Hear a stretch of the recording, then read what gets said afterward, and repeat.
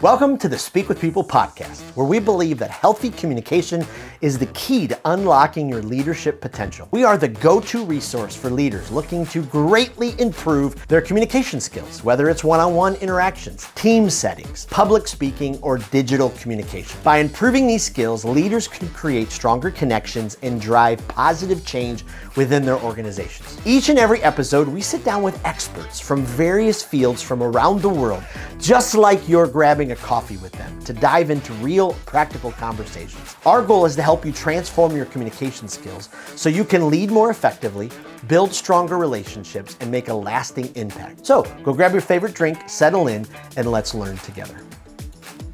Well, how do you finally stop spinning your wheels, start living and leading with purpose? Whew, big question that we're going to tackle on today's Speak with People podcast. Listen, we all have good intentions. We all want to grow, but the truth is, a lot of us sometimes we get stuck in mediocrity, not because we don't care, but because maybe we haven't built the disciplines that turn intentions into actions. Well, my guest today is John Gallagher.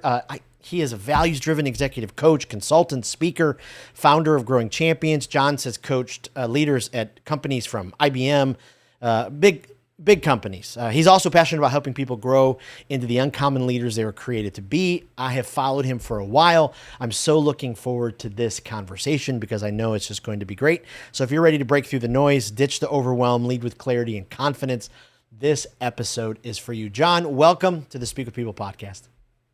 Jason, so glad to be here, and thank you for that kind introduction. You summarized it so well, I may have to just use that in my own bio on my website. Thank you very much. I love it. Sometimes guests add if I can send them a reel so they can play it to their spouse or their kids. There you go. And, exactly. There you go. We always need that. Well, before we hop into the conversation, wondered if you could just share with us a little bit of your story, let our listeners know who you are, what you do, what's got you to this place that you find yourself in now. Sure. I appreciate that. And again, your introduction was pretty well. You think about ultimately what led me into executive coaching and consulting. Well, I won't bore you with the entire story, but as an engineer coming out of college, I knew pretty quickly that I did not want to be an engineer long-term. And I found myself, frankly, in operational leadership roles that I really enjoyed in terms of working with people and making a difference there. And as a result, the relationships that I built and being able to connect with people, it got me early on in my journey some leadership opportunities that I probably wasn't really ready for, leading 200 people at a manufacturing facility at 28 years old, and ultimately starting on this journey throughout in manufacturing, learning the Toyota production system, which was later on in my journey, but ultimately those two things, wanting to make a difference in the lives of others and wanting to make a difference in people's organizations through business process improvement that was done in a methodical way, led me to my many different opportunities. Real estate led me to different levels of leadership in manufacturing, home construction, different things that I did. And I found myself in 2009, like many after the real estate fall, looking to get back into operations. And I had some friends in the business who ultimately said, well, we got these consulting things that we could do in lean. I'm like, I just don't know if I want to live that life of a consultant and all that travel. I had 2 young kids. And the third time they called me back and said, hey, let's do this in healthcare and hospitals and clinics. And ultimately, when they talked about that and helping hospitals and clinics improve the flow of patients and customer service, I was naive enough to believe that I might be able to make a difference. I said, okay, let's do that for a couple of years, then I'll get back into operations. Well, that was now almost 16 years ago that I got started in consulting, coaching, and haven't been able to work my way back out of it. I love it and just started my own 5 years ago. Wow, that's incredible. Just incredible. When you talked about Toyota, I was thinking back.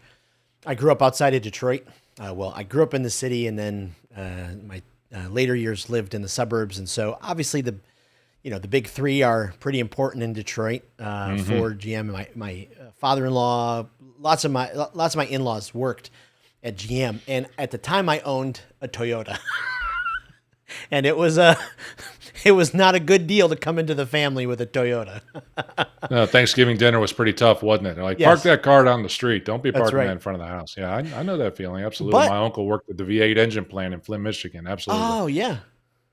But that Toyota always started. I mean, it could have been January and -10. I mean, it started right up. Yep. We're a 4 Toyota family now, so we've stuck with them pretty closely. I love it. Well, you talk about going from ordinary to uncommon. What does that transformation really look like in a leader's life?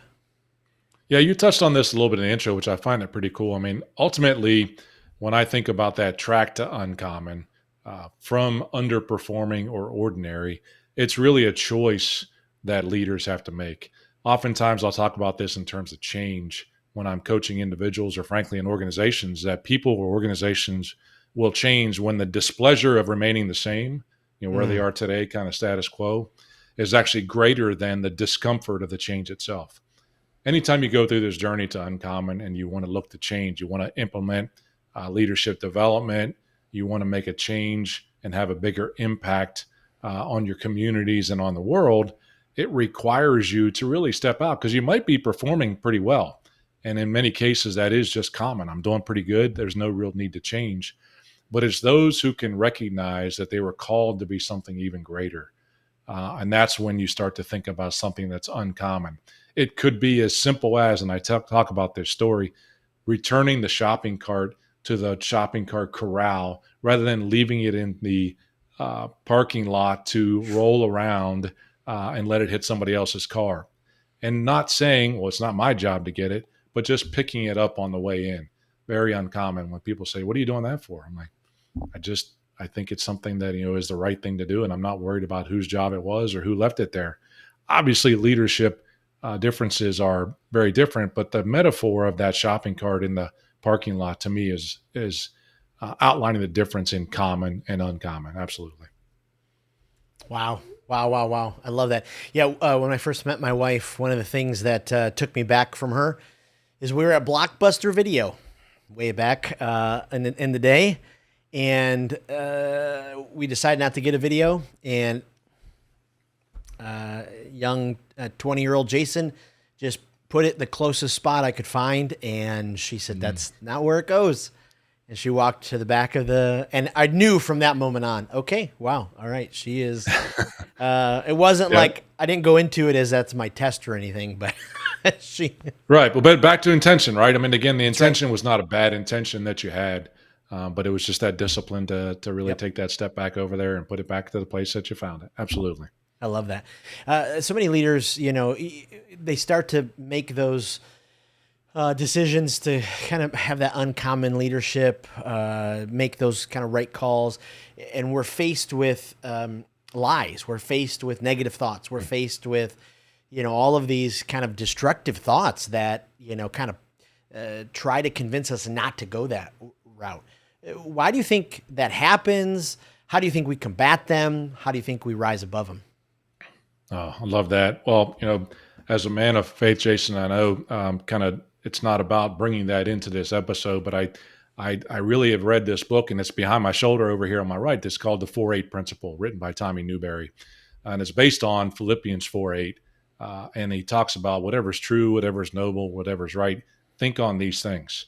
The reason I believe those negative thoughts exist is that evil exists in the world, and those self-deprecating or those uh, um, thought limiting beliefs that exist inside of us are those that internal critic that exists for you in terms of your confidence. But I do believe that it's evil that exists that gets you to think that way to try to keep you from reaching your full potential. Now, I tend to look at it the other way, or another way, another step, as Philippians 4:9 says, and whatever I've taught you, take action on it. Oof. And so I think it's very easy for us to, think on positive things, not all the time, or even negative things that will paralyze us. But thinking on positive things doesn't do anything for us either if we don't take action from it. And so the part about the discipline that is required, good intention with bad discipline leads to excuses, but good discipline with good intention will lead to excellence. And that's the difference. That's that uncommon, that we have to take action from those thoughts either way, whether they're negative thoughts or positive thoughts. We have to overcome those with positive thoughts and then take action from them. Wow. Wow. That is absolutely powerful. I mean, it's just incredible how I think sometimes we perceive nobody else struggles with that, Hmm. and we're the only one walking around going, how come I'm the only one, facing some of these? I think Vanessa Van Edwards calls them the gremlins. Uh, you know, I, Yes. I think, yes, scripture, talks about the evil one, and wherever they come from. I mean, it's just amazing how destructive they can be and how they can just thwart everything in our lives. Because if we start Sure. to believe them, it just slows everything down. I think, Jason, it oftentimes manifests itself in things that happened to us as a child that just kind of hung with us for a long period of time. Yep. And again, I think about this, and I haven't made this one, but a gentleman that I follow, Rory Vaden, I'm coach from a group right now, Brand Building. He says we're most powerfully positioned to help the person that we used to be. And so, if we know that we suffer from some of those limiting beliefs or that imposter syndrome that many people think about with regards to being worthy of doing the work that they do, if we can help others to overcome that, that's the power of the coaching. That's the impact that we look for to make a difference in the lives of others. And when you can see that and when you hear that in others, that's frankly the fruit that I'm looking to bear in the lives of others, inspire, encourage others, ultimately to reach a place they wouldn't go on their own. Wow. Wow. Wow. So, leaders, we pride ourselves on being productive. We've got stuff to do. We've got places to go. You talk about the 47 most productive minutes of a leader's day. Like, why is this so powerful? Why is this something we should grab hold of? I'm already so intrigued. Well, it's quite a discipline. Many times I'll hear from folks that say they are great at multitasking. And anyone who tells you they're really good at multitasking, it's a myth.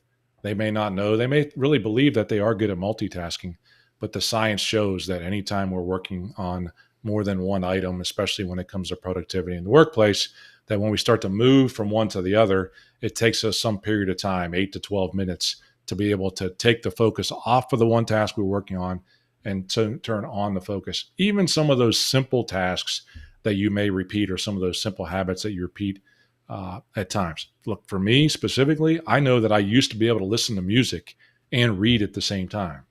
Now, I know scientifically as my brain ages, I'm not able to do that anymore. I don't have that ability. So the 47 powerful minutes is, many times folks think, I got to be so busy. I got to have my phone on all the time in case I get that important text message. Or I got to have my computer open with the email on because I might get that important email about the deal that I was working on. And I got to be in the mix. Or heaven forbid, I might miss a like on my social media page that I can't respond to right away and understand it. But those 47 minutes, there's nothing scientific behind the number, but it is scientific in terms of the going into airplane mode ultimately as a leader. Whether you try to do this one time a week or one time today, you set a 1 hour appointment with yourself, and then you set a timer in that 1 hour for 47 minutes.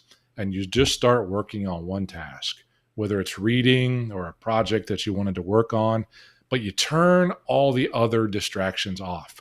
And if you're working in a cubicle environment or office environment, I've coached others, you put a red stop sign on that door that says, I am not available at this point in time unless the office is burning down. Please don't disturb me. But I'm trying to create something. And I will tell you that most of the time, if you allow that to happen, it's hard to do in the first 2 or 3 times you try it. You still want to go back and check things. But at the end of that 47 minutes, when that timer goes off, you are not going to want to stop. You're going to keep going. But I encourage you that whatever it is at that end of that 47 minutes, stop the timer, come back into that real world again, all those distractions that existed. Allow your email to come back on, allow your text messages to come back in at what came in the last 47 minutes, and maybe even take a bio break, because we are such a society, even in the world of remote meetings right now, we go from meeting to meeting to meeting, hour by hour, and never stop to even take a break, to understand that I might need to go to the restroom and get ready for this and just take a deep breath and get ready. So those 47 minutes I have found to be the most productive and powerful minutes in a leader's day if they're able to shut that down, because there's no distraction. And I believe that distractions that exist are the things that keep us from being productive in our businesses and in our daily lives all the time. Oh, wow. That's powerful. Do you think there's hope for leaders? I mean, busyness, such a badge. I mean, we just, how you doing? Oh, I'm busy. Is there hope at some point? Will a large majority of us get to that point where we go, okay, busyness is not a badge of honor? That's a great question. Look, I believe that there is hope. And I mean, leaders are dealers in hope. And I think those leaders, again, back to that decision they make that they want to be better, it's got to flow through their organization. Ultimately, the leader's got to make a decision that they're going to grow. They're going to do personal development. Only at that point can they say, now I'm going to develop my team to be better. The old analogy of, when the oxygen mask comes down on the airplane, put your own mask on first and then help someone. It's real in terms of that space. But as a leader, if you don't develop yourself and you think your team's going to develop by watching your behaviors, it's not going to happen. John Maxwell refers to it as the law of the lid. You're going to put a lid on your organization based on your own personal development. So the hope exists inside of the leadership. And I don't just mean that by title only. I know it takes those that are having an influence inside of a group. So whether you're leading a parking ministry team at church or you're leading your home as a parent, those things that you do are going to be seen, they're going to be caught, and then they're going to be taught again if you're able to model those behaviors. So the hope exists in leadership, absolutely. If you have a leader that's a constant driver and believes that you should be on 24/7 and that you should be available all the time, including on your vacation, it's probably not an organization that I'm going to work with very much because they haven't made the decision to know that they're putting a lid on their own organization's performance. And frankly, they're just being fools and disrespecting people that work their organizations. Yeah. Ooh. Wow. Well, kind of leading right into that, as you've coached, leaders from all different organizations, everywhere from lower impact to higher impact, what are some of the common traits, the common patterns you see, especially in high impact leaders who are, maybe more on that uncommon side? What are some of those traits, characteristics that you're seeing? Sure. Well, so let's say some of the barriers that exist in terms of what happens. Again, I would talk about distraction as a big barrier right there, whether it's multitasking or here's one of the things that I see the most inside of organizations. They work really hard to solve a problem, whether that's a sales problem that they have, or they have an operations problem or a customer service problem, whatever that is. And I use a picture of a ball, pushing that ball up the hill to improve it. And our performance gets better. Okay. And the leaders are pushing and they're even working really hard as a team to put that in place. But the next problem comes in the organization and they walk away from that rock and they haven't put the systems and processes in place to hold it there to ensure that it doesn't walk backwards. So if they don't put those systems and processes in place, as soon as they walk away from it, that ball is going to roll back down the hill. And oftentimes that ball doesn't just stop at the bottom where it started, but it goes back even further because people say, here we go again. We're back on this wheel again of problems. We've seen this song. It's just a different page in the songbook in terms of what we've seen. And so leaders got to recognize after they develop their teams, they work on these problems is what is the system and process they're putting in place to wedge underneath that rock that will keep it in place when they walk away? Have they learned to delegate effectively to others to keep that improvement in place? Have they developed the management system to govern the change and recognize when it's starting to roll back downhill a little bit as well? So one of the things inside of the coaching, we start with developing self and developing others. But the third thing is to help you and your business is to take a look at the systems and processes that you have in place and standardize those processes so that you can understand how to train others and know that it's not going to roll backward when you walk away. Wow. I was thinking about your story, kind of going back, you're 28, you're overseeing, a good amount of people. What do you think caused that? What did the people above you see? What kind of led them to put such a young leader, in that type of leadership position? I talk to, millennials, especially now, and maybe even Gen Zers who, don't want to really put in the time that maybe their parents did or other people that they see in the organization did before they get a promotion. And so, just curious from your own vantage point, what was, your journey like? Jason, I love, the name of your podcast is Speak with People. Something I learned growing up, and is one of the tips that my mom gave me when I was growing up is, killing people with kindness. We could talk about the difference in kindness and nice as we go through, but that was about the time that Tom Peters in his book was kind of coming around. The managed by walking around philosophy was really getting started. And I just I had an ability, may not have been as intentional as I wanted to being young at that time, but I had ability to connect with people in the space that they were. I had the ability to meet them where they were. And I tell you, in that specific time period, there was a survey that was done through the organization. They called it a blue slipping survey, where they had all the employees inside the building. The corporate office came down and said, if you were going to pick a leader for this business, who would you pick? And oddly enough, my name ended up on a bunch of those blue slips, and they took a chance on me as a leader. And I do believe that more than anything else, because I was able to connect with them from a communication standpoint. I didn't know how to spell leadership at that point in time or know how important that was, but I certainly knew that it was important to connect with people and treat them with respect and listen to them. Wow, that's so good. Sometimes we think we're speaking with people and we're actually just informing them. We're actually just dumping information.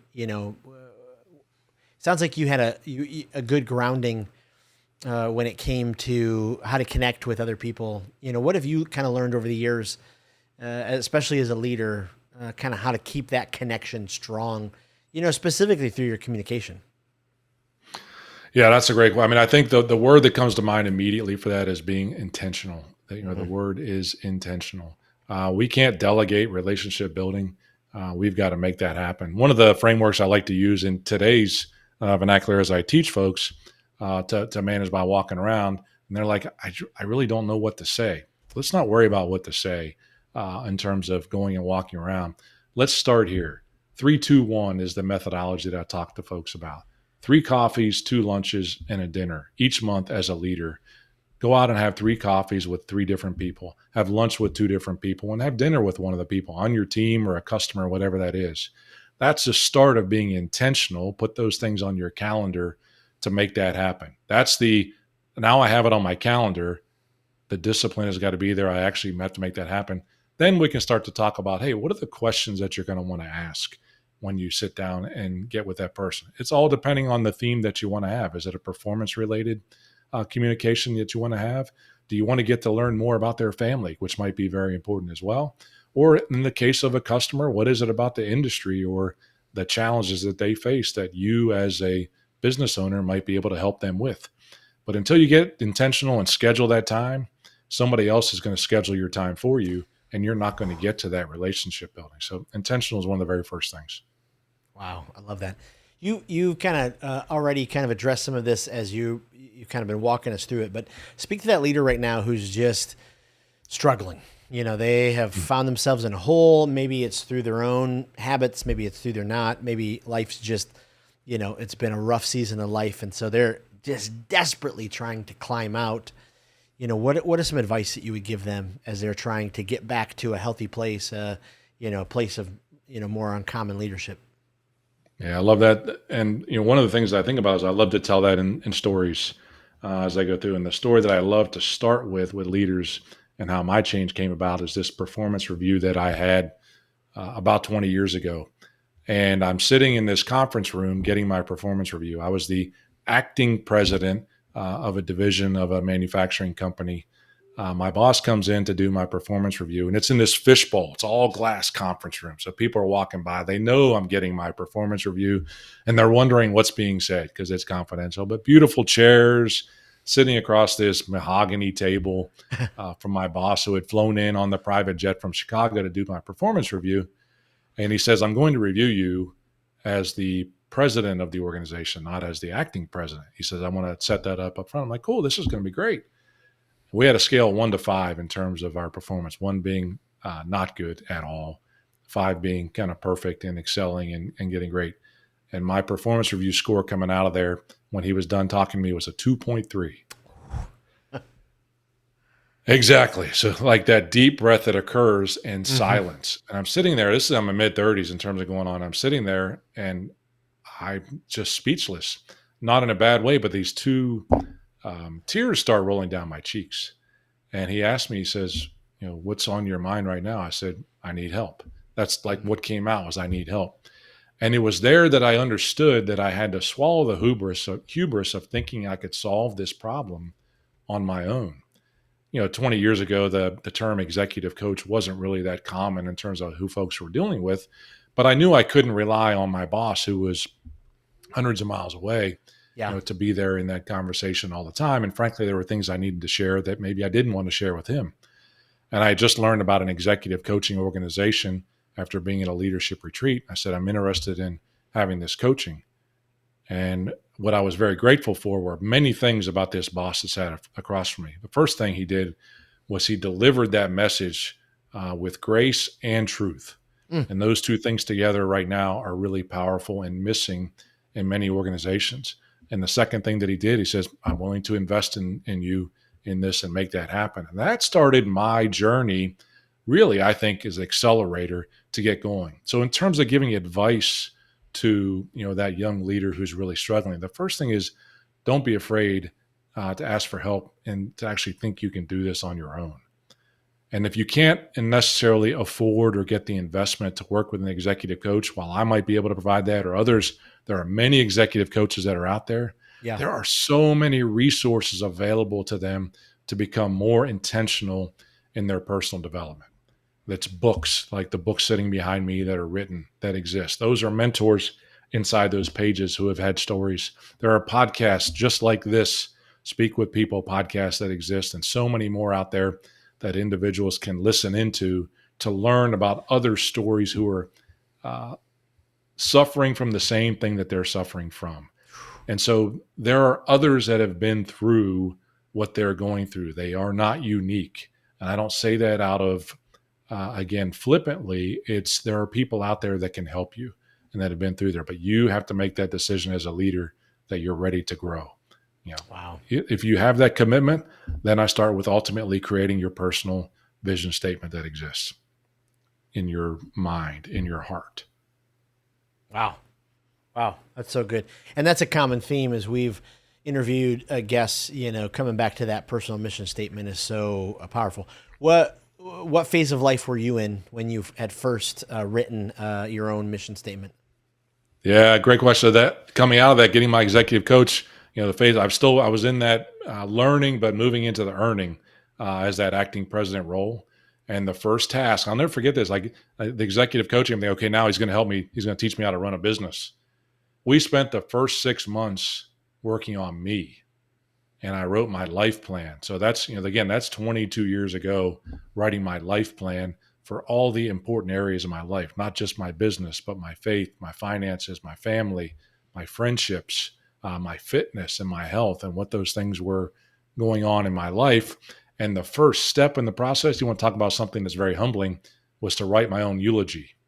And what were people going to say about me at my eulogy one day? But what I want them to say, which is really what that was all about. And again, if you want folks to say things at your eulogy at some point in the future, and you're not being intentional at speaking with them, talking to them, and building those relationships with them, how are they ever going to do that? So that's when I got started on that journey. And again, that's where I started to really embrace, as an engineer, the process side of that as well. We spent the first 6 months working on the life plan before I even talked about the business. But in that time period, I was actually promoted to the full-time president as well. So once leaders recognize it's not about what they do, but it's about who they are with others in terms of their success and growing and the impact that they have on others, that's where they start to realize that they can win. Okay, I don't mean to dive too much further outside of that in terms of recognizing it. The tool I use today is called the greatest story ever told. When I think about that greatest story ever told, outside of my faith and the life of Jesus being truly the greatest story ever told, I really talk about there are going to be people that they're going to be sitting in a room at some point in time, and someone's going to say, I want you to write the name of 5 people down on a list who have made a positive impact in your life. And you may never know it, but they may write your name on their list. That's the greatest story ever told. So what I really encourage folks as they go through that journey is, who's going to write your name on their list? And if you understand who those people are, then get intentional, build relationships with those individuals, and make that story happen. Wow. That's incredible. What would you say to someone who, I'm sure you've coached somebody in a position, but I was, thinking about the person who is like, well, you don't understand. I've messed things up too much. Mm. So for me to even start now to try to, it's not even worth it. You know, John Maxwell is a mentor of mine through the books that he's written. Many of the books above me right there are John Maxwell books. And he's written a book called The 5 Levels of a Leader. And inside of that book, he talks about in all our relationships, we really start out as a positional leader. And again, if this is about the executive is looking to grow, and that we have to earn our way up through those levels. You move from position up to permission. So people follow you in the first level because they have to. People follow you at the second level, permission, because they want to. That only happens when you build relationships with them. Now, if you have, in essence, drained your trust account with them because of the many mistakes that you have, I will tell you one thing right now. You had better be good at asking for forgiveness and not making excuses, to sit down with them and say, I've messed up. Here's where I've messed up. I want you to forgive me. I had a conversation earlier with another leader who also talked about you've got to be able to forgive yourself inside of this space too.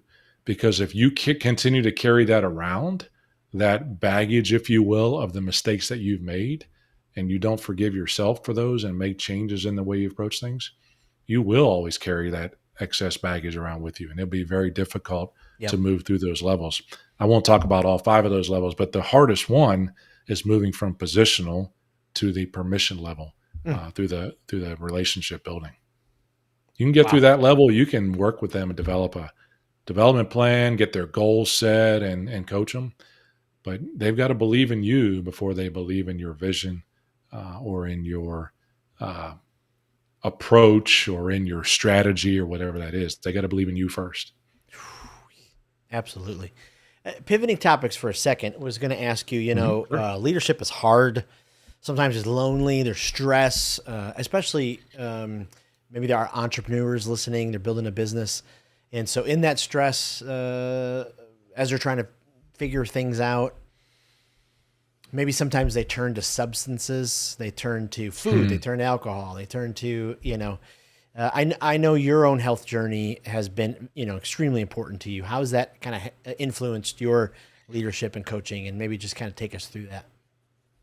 Yeah, thanks for asking about that. So back in 2017, and I had been in consulting with an organization back then, did a lot of traveling, and I had neck surgery a couple years before, neck fusion surgery, and I had basically resigned the fact to my neck surgery is going to keep me from being healthy, and so I just ate whatever I wanted to, and I drank as well. And I had a health scare when it was 2017, so this would not be great advice. But it was that point in time where I had said, I'm sick and tired of being sick and tired. It was January 11th, 2017, that I walked into the 180 Fitness building that I had been passing for 7 years as I lived in Roanoke, Virginia, and saw it every day and never spent a day inside of it, and went to the first trainer and said, I need help. Back to that, I need help, just like an executive coach. I need help in the fitness side as well. And I started to go through with her in terms of where I was. And she said, I just want to let you know, my dad passed away at 45 years old of a heart attack because he was unhealthy. And it was the reason I got into fitness. I was 47 years old at the time in terms of getting started. And she took me under her wing and beat the ever living daylights out of me for 3 years to get better, both from a health standpoint and a nutrition standpoint.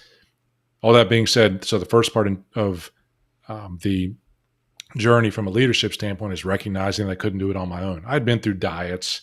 I had been through exercise routines and lost weight and gained weight and lost weight and gained weight.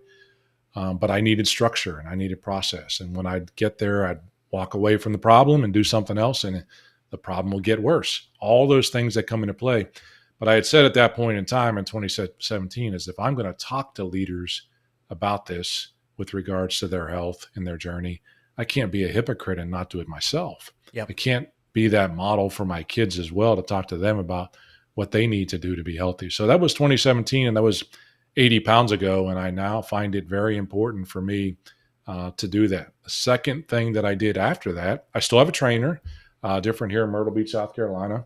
And I'm not going as much. I've learned some of the disciplines that I have to do, but I'm learning new things, and I have an accountability group. So I have 4 guys that have taken this on together. So finding community is also very important when you're looking to solve a problem like that and not Yep. trying to solve it on your own. And we are away from each other, but we text each other every day on the calories that we burnt, on the reading that we've done, and different leadership things that we're running into. And we decided back in November that we wanted to do something hard physically. And these are guys, mid-50s guys. And I said, I started to scan on the internet as we were talking on the phone. I said, what about a Spartan race? And before we hung up, we signed up for our first Spartan race that we did just a month ago. We trained for it for 4 months and did it just a month ago. The hardest thing I've ever done physically, hardest thing I've ever done mentally in terms of overcoming. So the many things in the past that existed there, but choosing something hard to do, something to shoot for is very important, specifically on the fitness journey as well. And that leads to leadership. I'm probably rambling on too long for that, but one of the things that you have to have very clear, whether you starting on the leadership change journey, fitness journey, finance, you want to get your finances in line, is you've got to get that reason for action set, that inspiration. I refer to it as the so that. It's a framework that I teach. So what, now what, so that. So what is the opportunity that's out in front of you? And for me, it was, I needed to lose weight, okay, and become more healthy. Now what is, I need to make a change and I need to go and get help. That's that verb. It's the action in terms of making things happen. But it's the last part of that framework that's the most important. That's the so that. Why do I need to make this change? Well, it's because I want to live to an age that I'm able to play basketball with my grandsons who haven't been born yet. Okay, and understand, I don't have any grandchildren yet. But to be able to do that at an age that's very important to me is so that I can, go to Israel at an age and walk on the Israel tour with my wife, and that we can continue to be healthy, longer stage in life than I would be if I would have been at that 80 pounds earlier. But that's so that as a leader, why do you want to be a great leader? That so that is what gets you out of bed without hitting the snooze in the morning. That so that is what helps you to put your clothes out in the evening so you don't have to think about it and waste time about it in the morning. That so that is how you set up the plan to be intentional and then monitor that on a regular basis to say, am I moving closer to that target? Once you have clarity on that so that, on that why you do things, that's going to be the thing that takes you to the next level and put something in front of you that you're not going to settle for mediocrity. Wow. Wow. Wow, what a masterclass. I mean, you've just walked us through. This is powerful. I keep this going for another hour because we're just talking the same language here. But what I'd love to do is kind of transition to some rapid fire questions. Sure. That was a great way to cap that conversation. Whew. But we're building this online communicators library. Every leader is a communicator. And so we're filling it with all of our guests' best recommendations. And so our listeners, you can go to speakwithpeople.com/skills library. But for you, wondered, is there a speaker who every time you just hear them, they just click the boxes? You've just got to you got to tell somebody about what you heard, and they, you just fill you up. Yeah, Craig Rochelle is that speaker for me right now. I love listening to how he delivers his messages on Sunday mornings, and he's also got a leadership podcast where he interviews other leaders, and he does his own points on there. But I just love the pragmatic style that he uses, how he interjects humor as well, and that he's a guy that's aligned with me in terms of age. Also, we're kind of in our mid-50s and working through that phase of life together. So he's been one that I follow pretty regularly. I love it. He may have more grandkids than you do. I think he has he does. He's got well, he's got six kids as well. Though he's got 3 times as many kids as I have, and he's got grandchildren too. Yeah. Yes. Is there a podcast? If you're a podcast listener, not everybody is, but is there one that either help development or guilty pleasure that every time you listen, you just can't wait to recommend to somebody? Yeah, the one that I've listened to most recently, it has to do with health, and I'm actually being coached by their organization from a nutrition and fitness standpoint right now, is the Own It podcast that's hosted by Justin Roethlingshofer. He wrote a book, The Power of Ownership, in essence, taking ownership of your health and moving forward on that journey. And he's a young guy. I love how he delivers his message on that podcast that I ultimately use when I'm on the treadmill or in the weight room to keep me inspired and keep me learning how I can continue to make a difference in my own personal health. I love it. And then lastly, you run into somebody, they tell you they're about to go to a desert island. They can only bring one book. What's the book you send with them? Well, don't take the Bible off of my plate in terms of what's going there, and because I would suggest that to them. But I mean, the book that's made the most impact on me and my leadership journey is one that was given to me in 1998. I've read it 3 times myself now. When the 10-year anniversary version came out and the 25-year anniversary came out, and that's the 21 Irrefutable Laws of Leadership by John C. Maxwell. It's a book that I've gifted the most, and there are many that I gift, but that's the one I gift the most. I find myself, Jason, walking through Goodwill stores and secondhand stores looking for that book specifically so that I can buy it at a discount and give even more away, buying it for $2 and $3. And I've even found, funny enough, I've found autographed versions in different bookstores that I've gone to that I still give away as a gift. But it certainly can be much cheaper than buying a whole stack of them off of Amazon. I have not thought of that. What a great idea. I give away lots of books as well. And that's a great idea. Yeah. I just got to find room for them. Yeah. My wife keeps telling me I need to get rid of some of the ones that are on the shelf back here. And I've sifted it and sorted it 3 times. And once I get one that I really like, it's hard for me to get rid of it. Yep. Oh, this was. But you tell me I can only take one. That's the one I would take. That's it. I love it. Well, this was incredible. I mean, I love your heart. Thank you so much. I mean, I know this will be just transformational for many of our listeners. I know it was for me. I took pages of notes.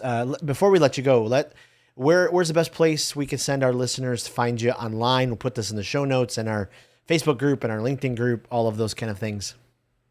Excellent. Well, you can find me on those social media platforms, but the easiest way really to connect and learn about all the things, the podcast and the weekly newsletter that I do as well, is at my personal website, coachjohngallagher.com. That'll link you up with my social media as well. And you can subscribe to any of those things and hopefully add value. In the case of your listeners as well, if they have a desire to learn more about my executive coaching or organizational consulting, there's a spot on that website where they can set up a free call with me as well. And I'd be ask them just to put in the subject line the name of the podcast, and Jason, they'd be ready to go. So I love it. We'll make sure we put that in all the information. Well, thank you again. Appreciate it for your time, and looking forward to the listeners who are going to become uncommon leaders through this. So thank you. Amen. Thank you as well, Jason. Look, keep doing what you're doing. It's so important. We keep hearing things like there are so many podcasts that are out there, but if I can reach just one person through this message, and it makes a difference in their life, I think we're winning. So thanks for what you're doing. Keep it up. Thanks for tuning in to today's episode of the Speak with People podcast. It means the world to us when you share this episode. Thanks for liking, subscribing, or following the podcast. That really does help the podcast get into more ears and into more leaders listening. Also, don't forget, we have 2 exciting resources for you. The first is go to Facebook and join the Speakers Group. This is a community designed for leaders who want to grow their communication skills. Also, go to speakwithpeople.com/skills library to access the Communication Skills Library. It is an online resource chock filled with resources that will inspire you and transform you and grow your communication skills. Thanks again for being a part of the listening community. We cannot wait for the next episode.